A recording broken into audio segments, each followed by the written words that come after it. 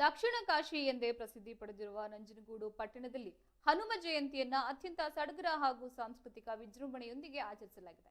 ಈ ಶ್ರೀ ನಂಜುಂಡೇಶ್ವರ ದೇವಾಲಯದ ಮುಂಭಾಗದಲ್ಲಿ ಹಮ್ಮಿಕೊಳ್ಳಲಾಗಿದ್ದ ಈ ಮಹಾಧಾರ್ಮಿಕ ಉತ್ಸವಕ್ಕೆ ಪೂಜ್ಯ ಶ್ರೀ ಸಿದ್ಧಲಿಂಗ ಸ್ವಾಮಿಗಳು, ಇಮ್ಮಡಿ ಮುರುಘಾ ಸ್ವಾಮಿಗಳು, ಶ್ರೀ ಪಟ್ಟದ ನಾಗರಾಜ ಸ್ವಾಮಿಗಳು ಹಾಗೂ ಶ್ರೀ ಜ್ಞಾನಾನಂದ ಚನ್ನರಾಜ ಅರಸ್ವಾಮಿಗಳು ಜಂಟಿಯಾಗಿ ದಿವ್ಯ ಸಾನ್ನಿಧ್ಯವನ್ನು ವಹಿಸಿದರು.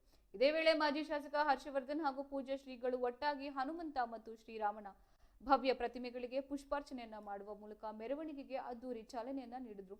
ಬಳಿಕ ಮಾತನಾಡಿದ ಮಾಜಿ ಶಾಸಕ ಹರ್ಷವರ್ಧನ್ ಅವರು, ಹನುಮ ಜಯಂತಿಯು ಯುವ ಪೀಳಿಗೆಗೆ ಭ್ರಾತೃತ್ವ, ದೇಶಭಕ್ತಿ ಹಾಗೂ ಸ್ವಾತಂತ್ರ್ಯದ ಪರಮ ಸಂಕೇತವಾಗಿದೆ ಎಂದಿದ್ರು.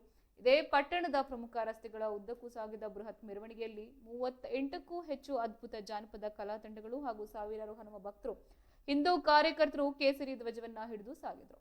ಯಾವುದೇ ಅಹಿತಕರ ಘಟನೆಗಳು ನಡೆಯದಂತೆ ಖಾಕಿ ಪಡೆಯಿಂದ ಪಟ್ಟಣದಾದ್ಯಂತ ಕಟ್ಟುನಿಟ್ಟಿನ ಬಿಗಿ ಪೊಲೀಸ್ ಬಂದೋಬಸ್ತ್ ಕೂಡ ಕಲ್ಪಿಸಲಾಗಿತ್ತು.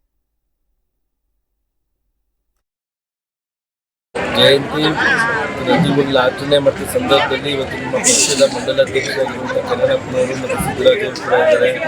ಯುವ ಬ್ರಿಗೇಡ್ ಚಂದ್ರು ಅವರು ಕೂಡ ಇವತ್ತಿದ್ದಾರೆ.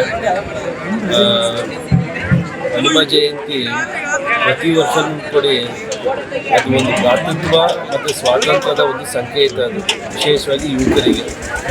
ಸೊ ಹಾಗಾಗಿ ಇವತ್ತು ಈ ಬಾರಿನೂ ಕೂಡ ಅಚ್ಚುಕಟ್ಟುವಾಗಿ ಇವತ್ತು ನಡೆಸ್ಕೊಂಡು ಬರ್ತಾ ಇದ್ದೀವಿ.